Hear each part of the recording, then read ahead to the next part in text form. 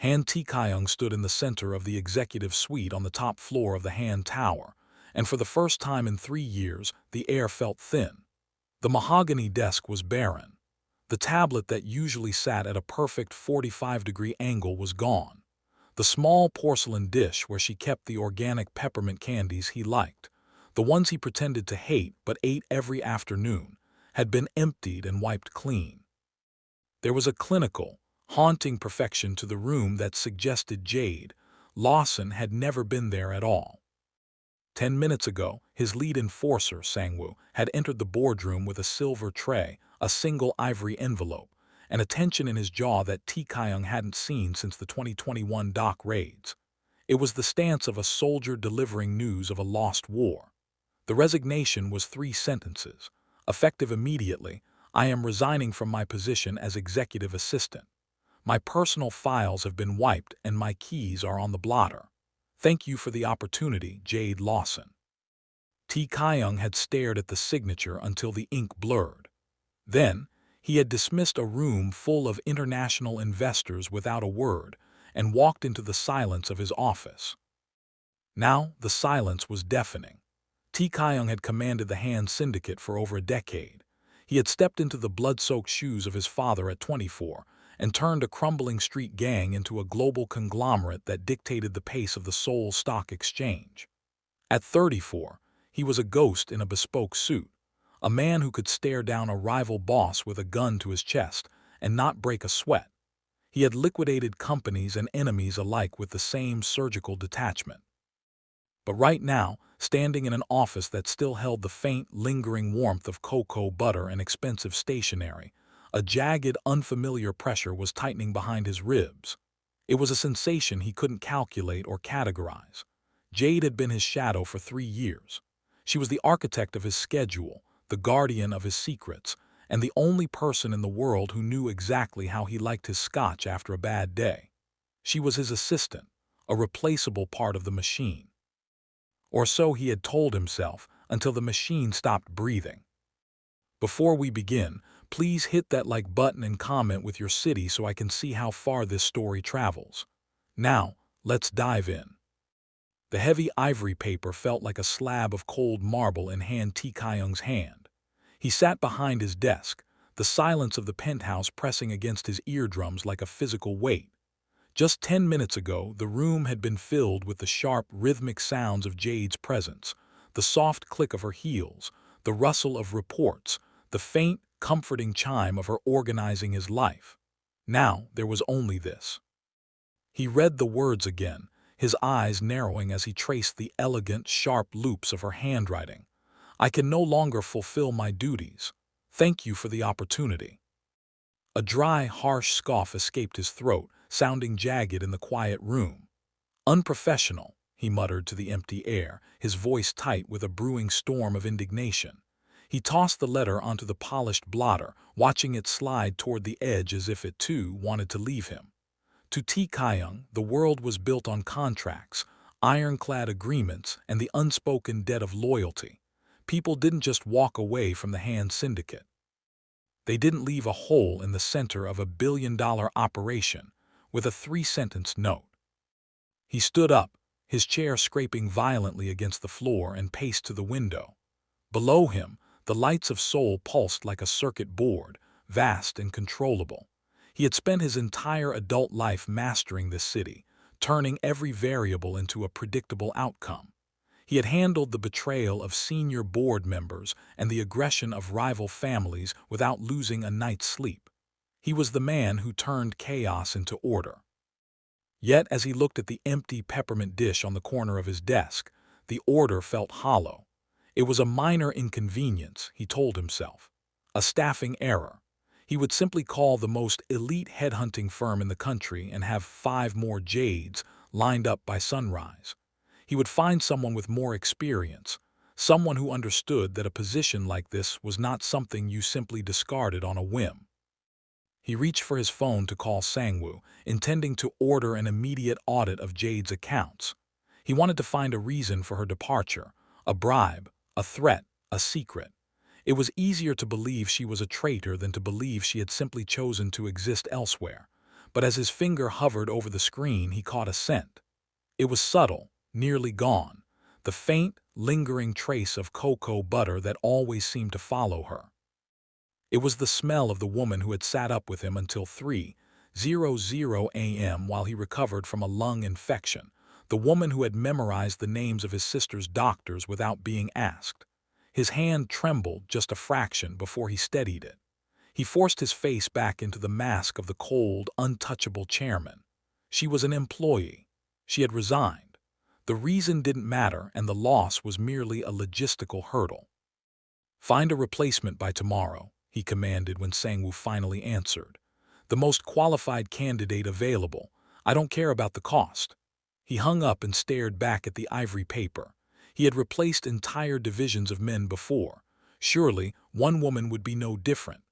But even as the thought formed, the silence in the office felt louder, mocking the king who sat on a throne that Jade Lawson had built for him. The woman standing where Jade should have been was a marvel of efficiency. Her name was Alina, a triple threat with an Ivy League MBA, a background in corporate intelligence, and a resume that had cost Tae-Kyung a small fortune to secure on such short notice. She sat at the mahogany desk with a posture so rigid it made Tae-Kyung's own back ache just looking at her. She didn't hum while she worked. She didn't keep organic peppermint candies in a porcelain dish. She kept a digital tablet synced to his biometric data, providing him with a stream of information that was cold, accurate, and utterly lifeless. "Chairman, your 10:00 a.m. with the Logistics Union has been moved forward by 15 minutes to account for the traffic patterns near the Han River," Alina stated, her voice a flat, professional melody. "I have also updated your security clearance for the new server. Is there anything else?" Tae-Kyung stared at her, his hands buried deep in his pockets. On paper, she was superior to Jade in every measurable way. She moved with a surgical precision that should have appealed to his obsession with control. But as the morning wore on, the perfect order of the office began to feel like a suffocating vacuum. At 11:00 a.m., Alina placed a cup of coffee on his desk. It was the exact roast he had listed in his corporate profile, Blue Mountain Black, served at precisely 175 degrees F. Tae-Kyung took a sip and nearly choked. It was technically perfect, yet it tasted like ash. Jade never followed his profile. She knew that on rainy Tuesdays, he preferred a dark roast with a splash of cream because the bitterness of the weather required a different kind of warmth. She knew the profile was a lie he told the world to appear more disciplined than he was. Alina followed the script. Jade had known the man. By mid-afternoon, the crumbling became more pronounced. Tae-Kyung found himself reaching for the phone to ask a question about his sister's physical therapy schedule, only to stop with his hand hovering over the receiver. Alina wouldn't know the therapist's name was Dr. Choi, nor would she know that his sister hated the Tuesday sessions because the room was too cold. Jade had managed those details in the margins of her notebooks, things that weren't duties, but were the very fabric of his sanity. "Chairman," Alina's voice broke his trance. She was holding a file. "The merger documents are ready for your signature. I've highlighted the clauses that require your specific attention." Tae-Kyung looked at the yellow highlights. They were efficient. They were helpful. They were wrong. Jade never used highlights. She used small, handwritten sticky notes that explained why a clause was dangerous, often adding a witty remark about the rival CEO's lack of imagination. He took the pen, but his grip was too tight. He looked at Alina's polished, expectant face and felt a surge of irrational irritation. She was doing everything right, and yet the office felt like a stage set where the lead actress had been replaced by a mannequin. The empire was running smoothly, the numbers were climbing, and the logistics were flawless. But as the scent of Alina's expensive floral perfume, so different from the warm, earthy cocoa butter that used to live here, hit his senses, Tae-Kyung realized he wasn't just losing his grip on his schedule. He was losing the only version of himself that was actually human. "Leave the file," he said, his voice dropping to a dangerous low. "And don't bring me coffee again. I'll get it myself." As she stepped out, Clicking the door shut with a quiet, professional snap, Tae-Kyung let out a breath he didn't realize he'd been holding. He was surrounded by the best talent money could buy, yet he had never felt more isolated. The new Jade was a ghost in a designer suit, and every second she spent in the room only served to highlight the screaming absence of the woman who had actually known his soul. Tae-Kyung was a man who believed in the absolute victory of the mind over the body. He had survived interrogations and high-stakes betrayals by compartmentalizing his physical reactions, burying his fear so deep it became fuel. But as he stepped into the back of his armored sedan late that evening, the carefully constructed walls of his psyche began to weep. The car was pristine, detailed by a professional crew just hours before. The leather was cold, smelling of chemical cleaners and sterile vacuumed air. Yet as he reached for the seatbelt, his hand brushed against something soft wedged into the crease of the seat, something the cleaners had missed. He pulled it out slowly. It was a silk scarf, deep emerald green, patterned with golden chains. It was Jade's. The moment he lifted it, the scent hit him. It wasn't the sharp, artificial floral of the office cleaners or the aggressive musk of his own cologne. It was the scent of cocoa butter, warm skin, and a hint of the expensive vanilla bean tea she drank during long nights of crisis management. It was a scent that didn't belong in a war room or a mafia stronghold.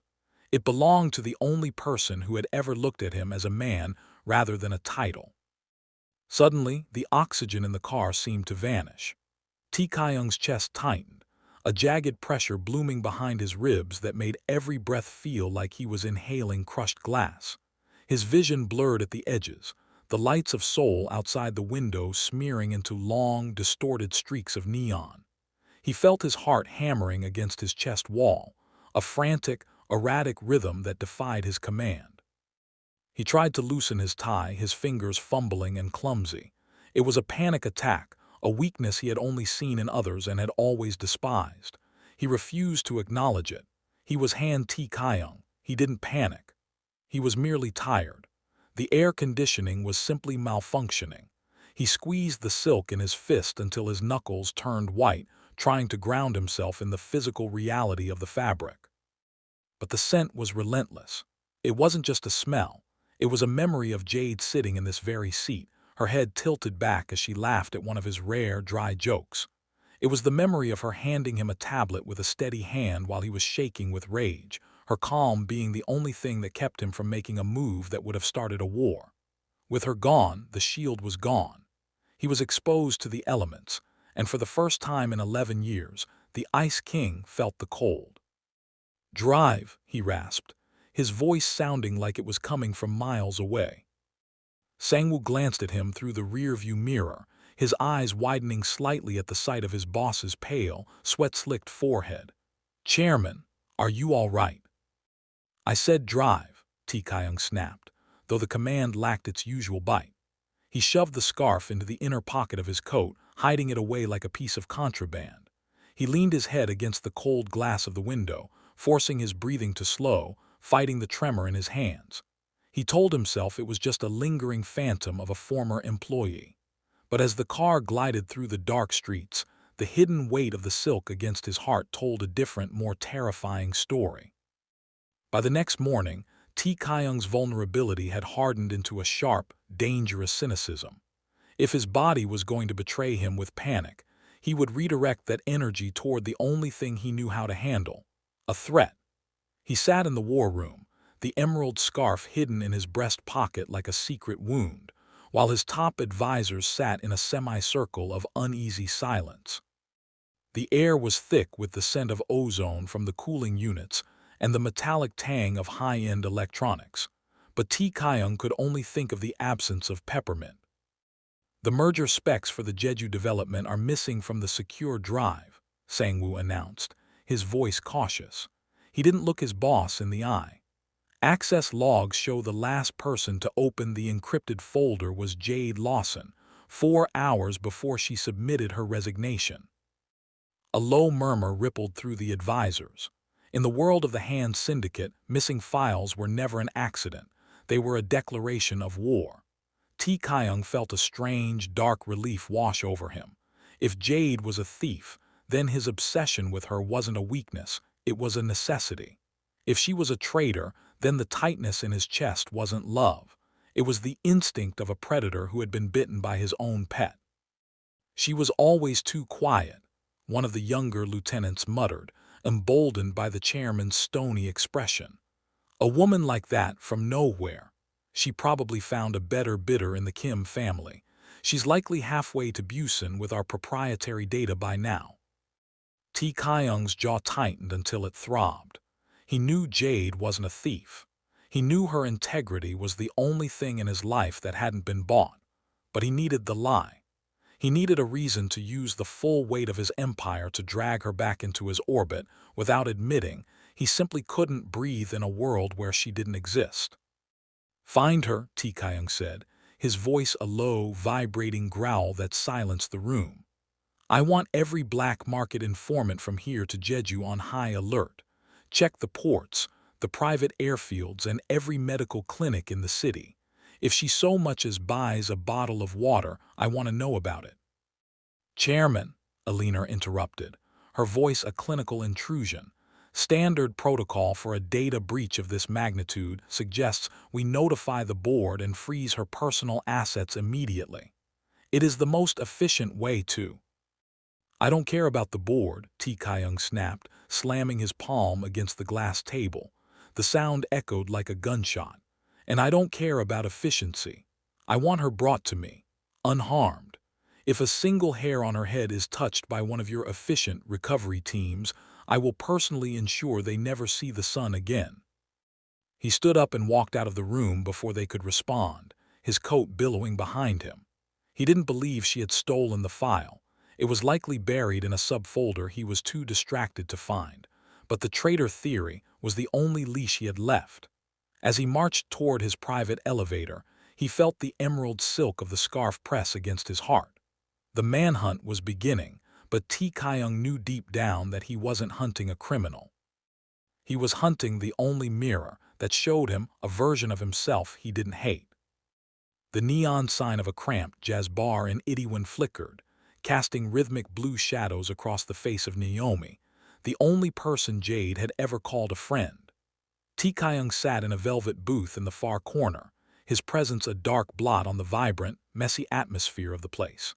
He was surrounded by 4 of his most imposing guards, their suits sharp and their faces stone, creating a wall of muscle that usually made grown men tremble.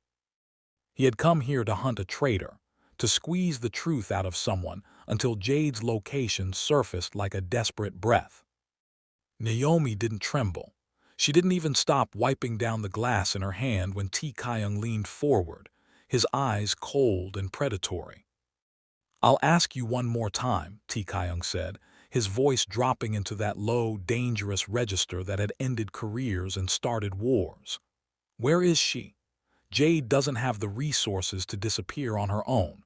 You're her only contact. If you're hiding her, you're interfering with a syndicate investigation. You know what that means."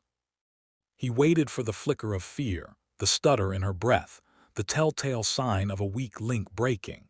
Instead, Naomi slowly put down the glass and looked at him. She didn't look at his bodyguards. She didn't look at the expensive watch on his wrist or the power he radiated like heat. She looked directly into his eyes, and what he saw there wasn't terror. It was pity.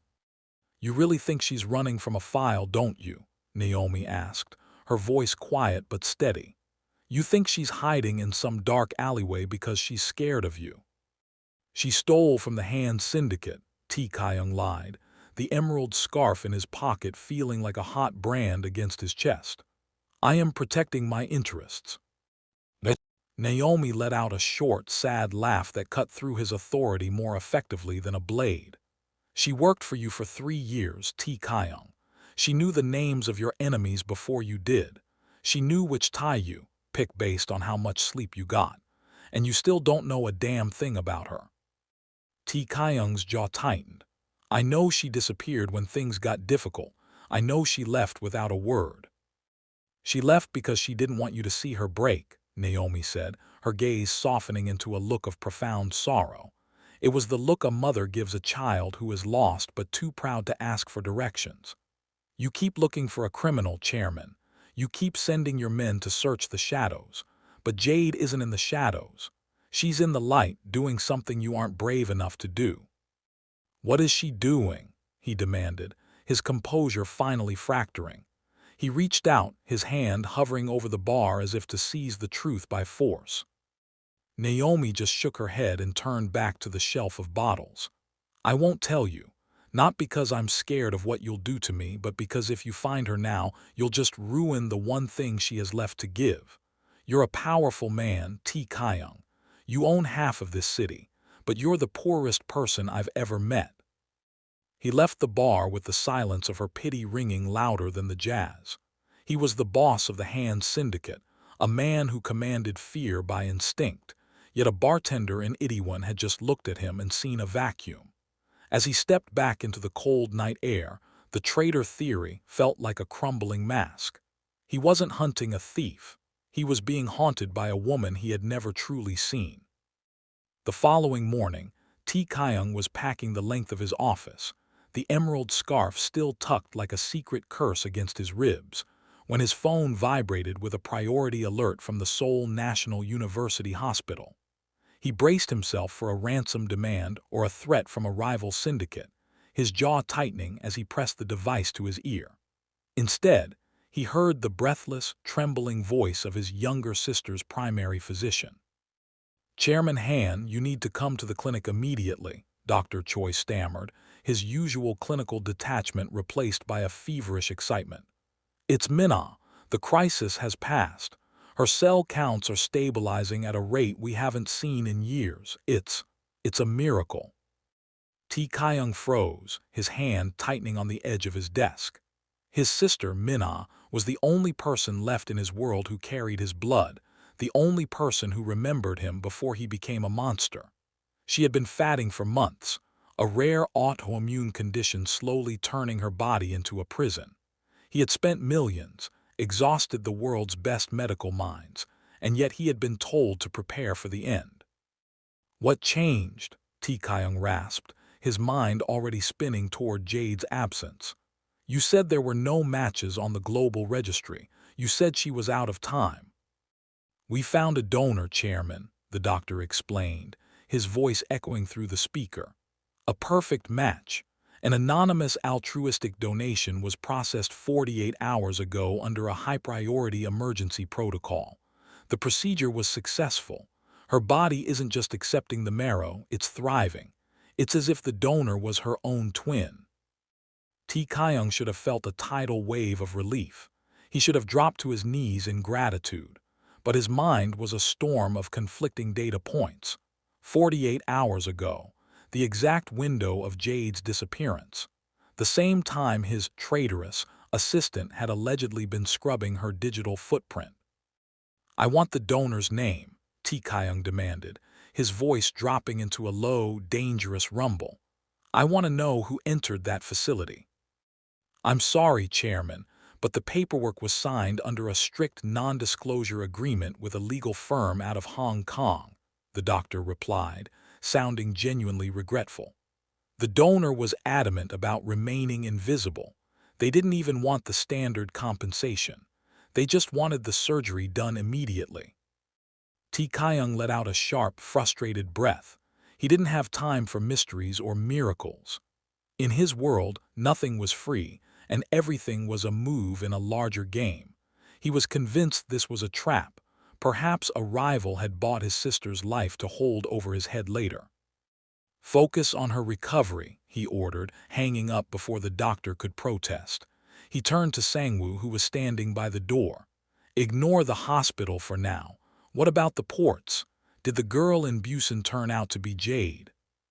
No, Chairman, just a lookalike, Sangwoo replied, his face grim. Tae-Kyung slammed his fist against the window, the glass vibrating against his knuckles. His sister was coming back from the dead, and yet the only thing he could feel was the hollow, burning ache of Jade's silence. He was so blinded by the need to find the thief, who had stolen his peace, that he couldn't see the blood on the hands of the woman who had just saved his world. The dots were right in front of him, glowing in the dark, but he was too busy hunting a ghost to notice the miracle. The penthouse was submerged in the heavy, ink-blue shadows of 3 in the morning. Tae-Kyung sat alone in the darkness of his private monitoring room, the only light reflecting off the wall of high-definition screens. He had dismissed Alina hours ago, ignoring her efficient reminders about his sleep schedule.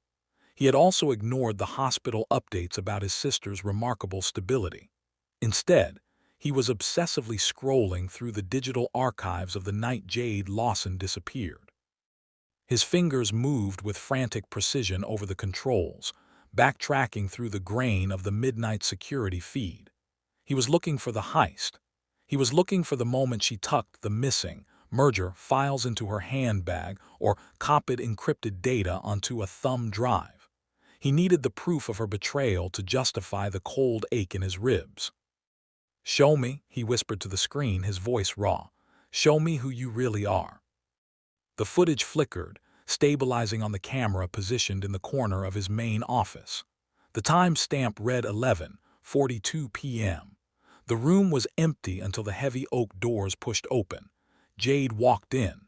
She wasn't wearing her usual sharp blazer. She was in a simple sweater, looking smaller and more fragile than he had ever permitted himself to notice. Tae-Kyung leaned forward, his eyes narrowed. He watched her move toward his desk. She didn't head for the safe. She didn't touch his computer. Instead, she reached into her bag and pulled out a small microfiber cloth and a bottle of wood polish. He watched, paralyzed, as she began to clean. It was a slow, methodical ritual. She polished the surface of his desk where he usually rested his elbows. She straightened the fountain pen he always left at an untidy angle. She spent a long minute cleaning the porcelain dish that used to hold his peppermints. Then she stopped. Her shoulders began to shake. Tae-Kyung's breath hitched. On the silent, flickering screen, Jade Lawson leaned her forehead against the cool wood of his desk and wept. It wasn't the dramatic sob of a woman caught in a lie. It was the quiet, shoulder-shaking grief of someone saying a final, agonizing goodbye. She stayed like that for a long time, her hand resting on the spot where he sat every day, as if she were trying to draw some last bit of warmth from the furniture. When she finally stood up, she wiped her face, took one long, lingering look at the empty chair, and placed the ivory resignation letter exactly in the center of the blotter. She didn't look back as she walked out of the frame. The video looped, starting over from the moment she entered, but Tae-Kyung couldn't move to stop it. The traitor theory shattered into 1,000 jagged pieces of glass. She hadn't stolen anything. She had spent her final moments in his world making sure his desk was perfect for the morning. The emerald scarf in his pocket felt like it was burning through his skin. He realized then that Jade hadn't left because she was tired of him, or because she had found a better bidder. She had left because she was breaking under the weight of something he had been too blind to see. As the silent footage played for the 10th time, Tae-Kyung didn't see an assistant. He saw a woman who had been loving a ghost, and he felt a physical collapse beginning in the very center of his soul. The following afternoon, Tae-Kyung sat at the head of a massive mahogany table in a private club, the air thick with the smell of expensive cigars and the heavy, electric tension of a ceasefire that was beginning to rot. Across from him sat Chairman Park, a man whose smile always looked like a wound. Park was the head of a rival faction that had been circling the Han Syndicate's territory for months, waiting for a single moment of instability to strike. "You look tired, Han," Park said, leaning back and swirling a glass of amber liquid. "They say the Great Ice King is melting. I hear you've turned your entire intelligence network into a private detective agency, all for a runaway assistant." Tae-Kyung didn't move.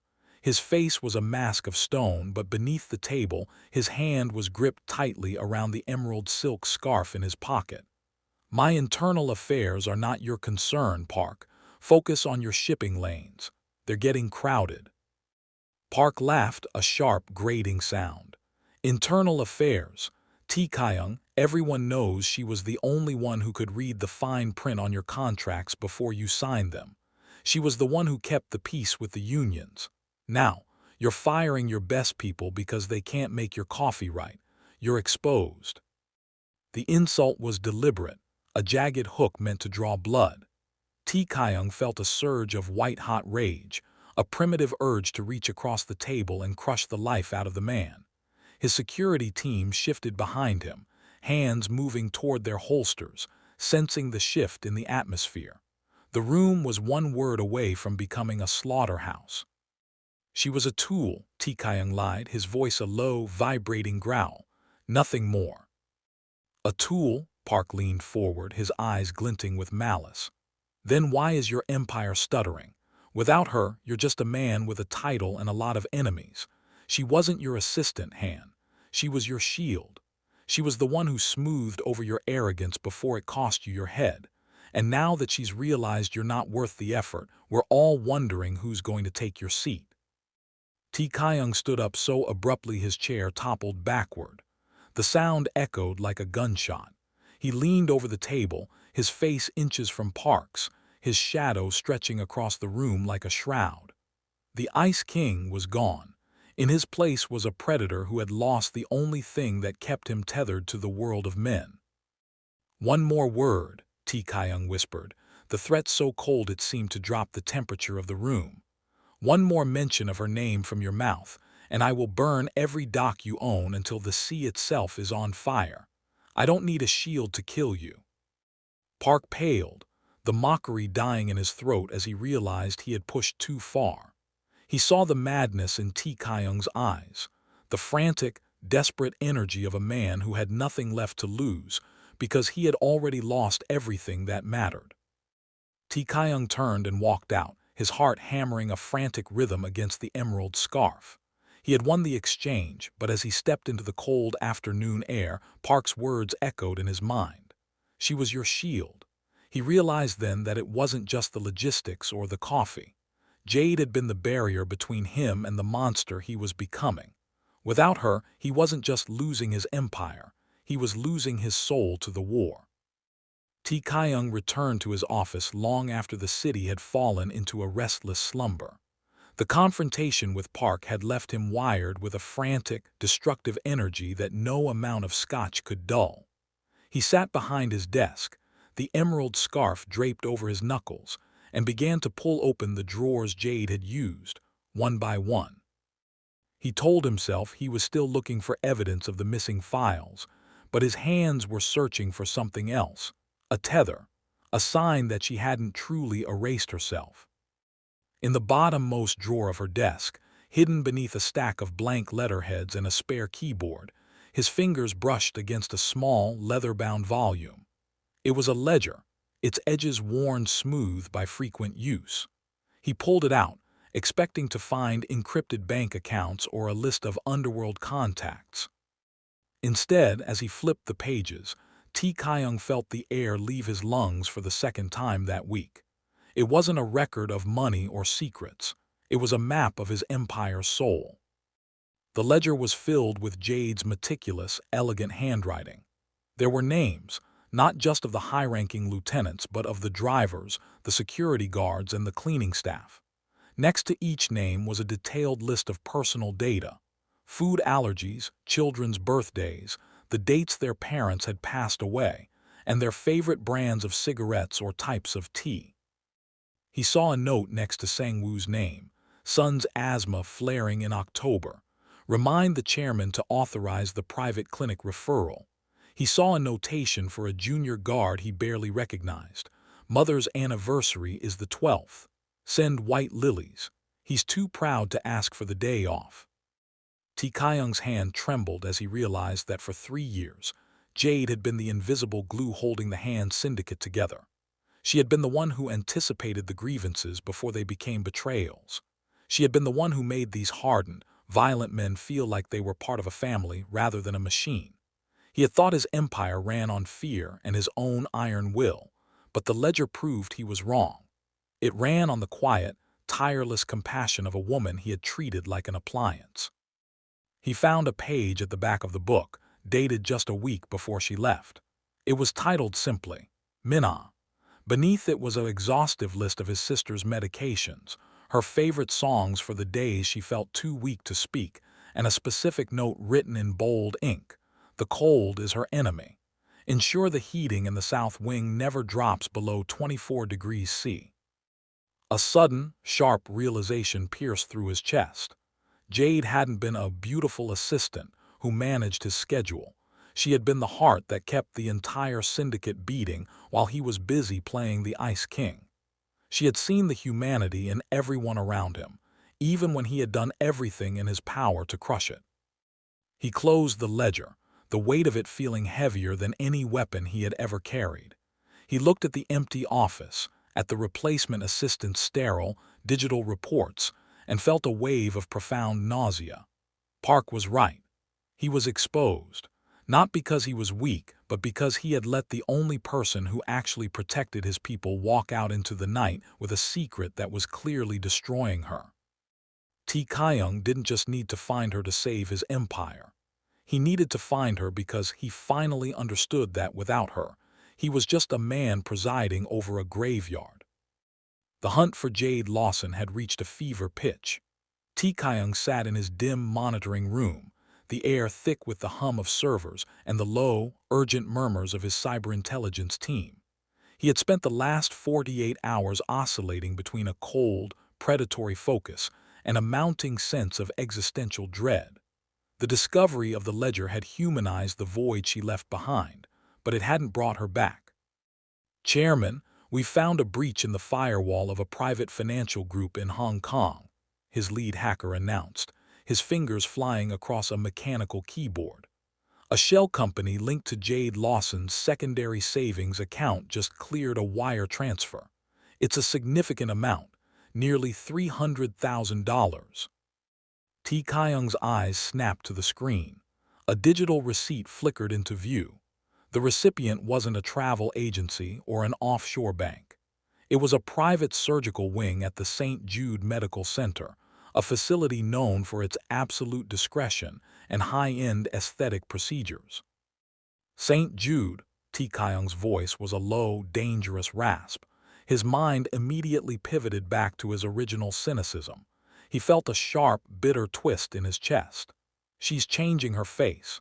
She's using the money she saved to buy a new identity. She's not just leaving, she's erasing the woman I knew so I can never find her. The logic was flawless in the world of the syndicate. In his line of work, people only spent that kind of money at St. Jude for one reason: to disappear. It was the ultimate betrayal. He had been looking for a woman who cared about his sister and his men, but the data was telling him she was a ghost who had already moved on to her next life. The payment was flagged as a surgical prep and recovery fee, the hacker continued. The procedure is scheduled for an inpatient stay. If we move now, we can intercept her before she enters the theater. Tae-Kyung stood up, his chair crashing against the floor. The emerald scarf was still in his pocket, but he gripped it now with a sense of fury.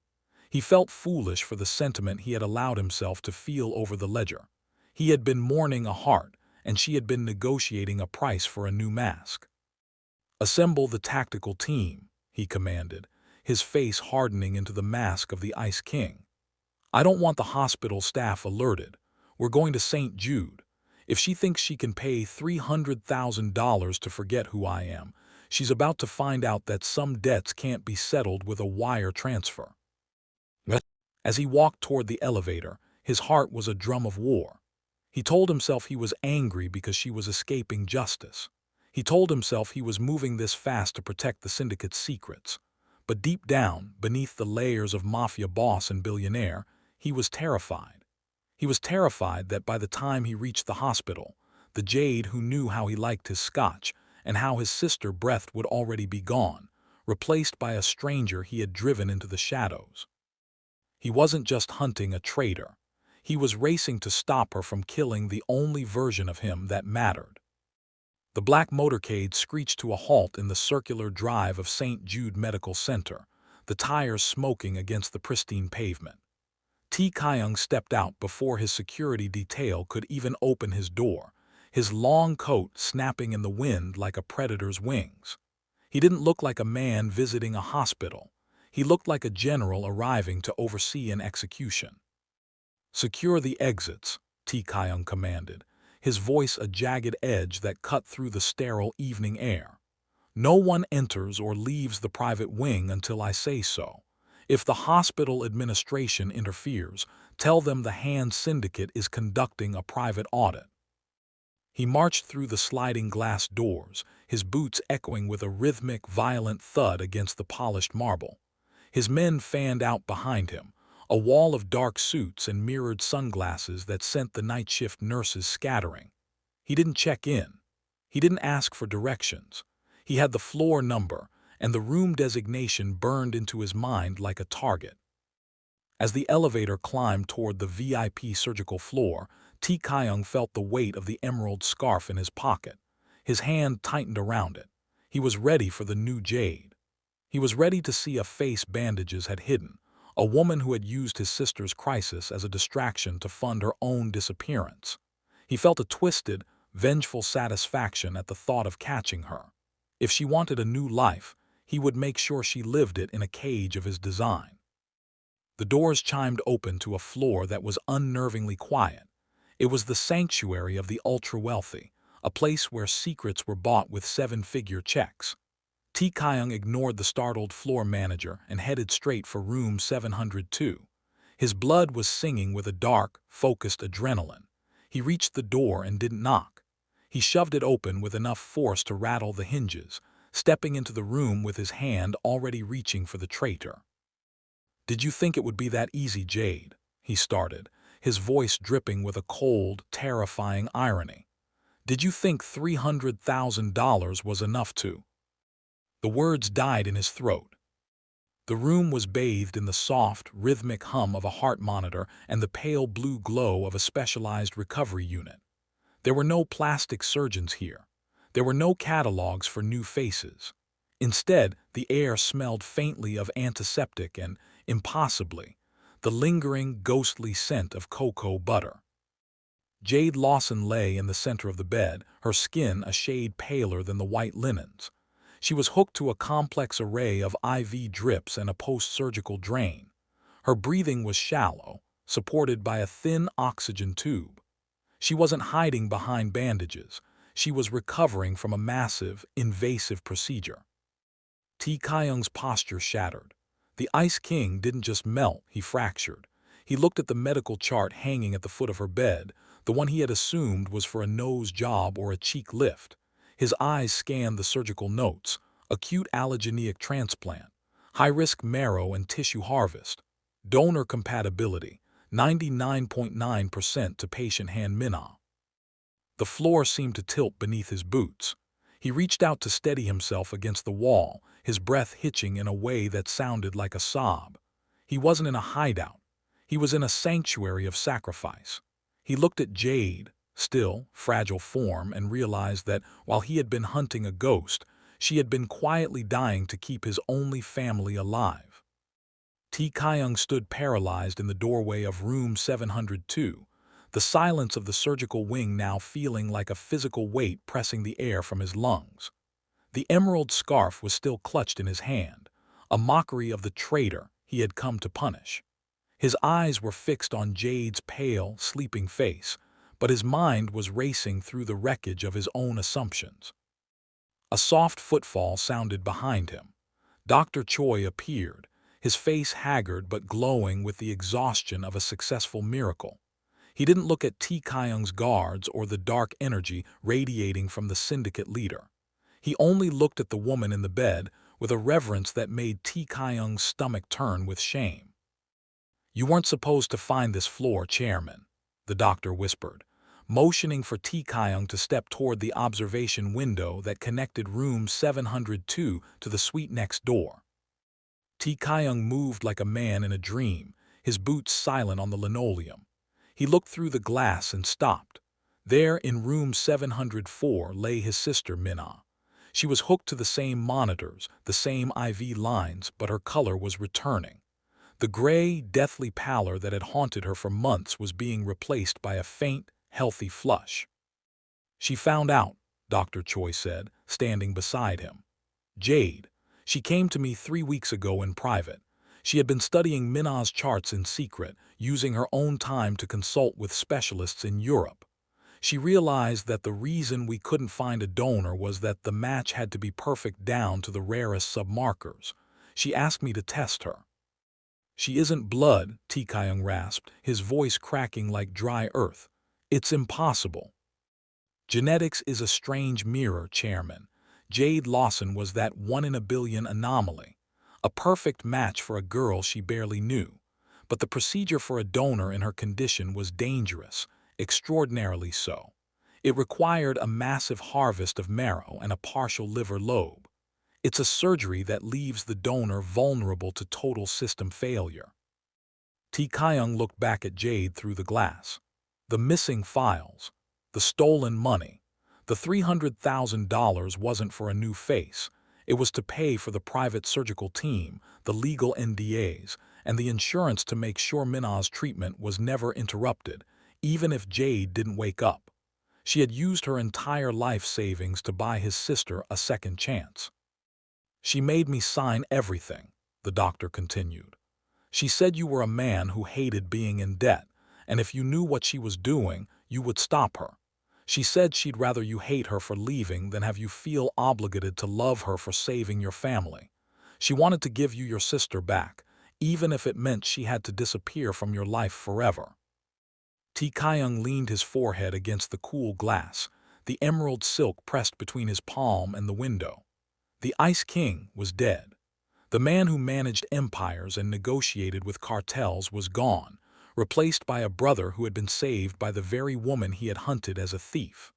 The truth wasn't in the files or the ledgers.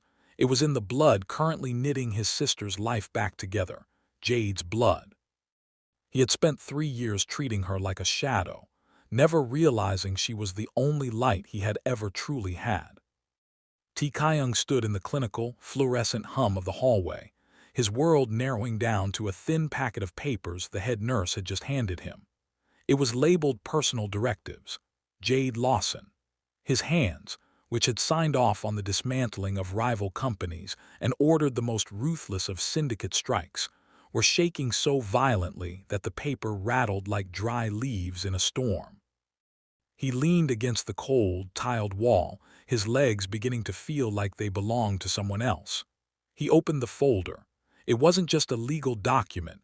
Tucked inside was a final, handwritten letter addressed to him. The ink was steady, a stark contrast to his own internal chaos. "Tae-Kyung," it began. He winced at the use of his name, just his name, without the title, without the shield of his status. "If you are reading this, it means the procedure was a success and Minna is safe. That is all that matters. Please, do not look for me. Do not turn this into one of your business debts." His breath hitched. He could almost hear her voice, calm, resolute, and devastatingly practical. "I saw how you looked at your sister every day. I saw the ghost of your father's grief in your eyes whenever her fever spiked. You've spent your whole life paying for the sins of the Han Syndicate, and I couldn't let you owe me for her life, too. If I stayed, you would look at me and see a debt you could never settle.